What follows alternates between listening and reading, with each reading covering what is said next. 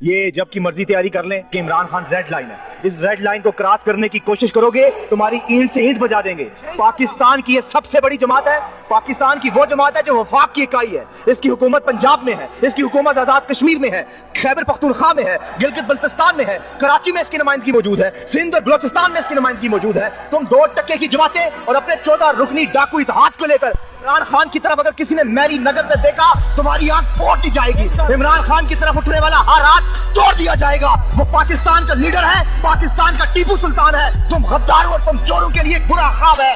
تم نے ہر عہد میں ہر نسل سے غداری کی، یہ پیغام غور سے سن لو۔ تم نے ہر عہد میں ہر نسل سے غداری کی، تم نے بازاروں میں عقلوں کی خریداری کی، اینٹ سے دی گئی خودداری کی، خوف پہ رکھ لیا خدمت پہ کماداری کی، اور آج تم مجھ سے میری جنس مانگتے ہو، حلف ذہن و وفاداری جا مانگتے ہو۔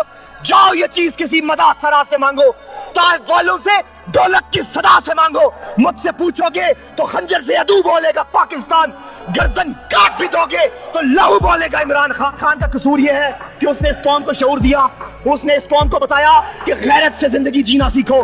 غیرت ہے بڑی چیز جہاں تگودوں میں، پہناتی ہے درویش کا تاج سر دارا۔ عمران خان نے اپنی نوجوان نسل کو بیدار کیا، عمران خان نے اپنی قوم کو تیار کیا، ان چوروں لٹیروں اور غداروں کے سامنے سیسا پلائی دیوار کی طرح کھڑا کر دیا۔ تو ان کو خوف ہے اس عمران خان سے کہ اس کو ہٹا کر پاکستان کے اندر دوبارہ وہ لوٹ مار اور وہ کرپشن اور وہ غنڈہ گردی شروع کی جائے، جو اب نہیں ہو سکتا۔ پاکستان کے اندر تم اس کو میڈیا سے بین کرو گے، پاکستان کی 22 کروڑ کا ایک ایک موبائل عمران خان کے لیے، عمران خان کا رپورٹر بن کے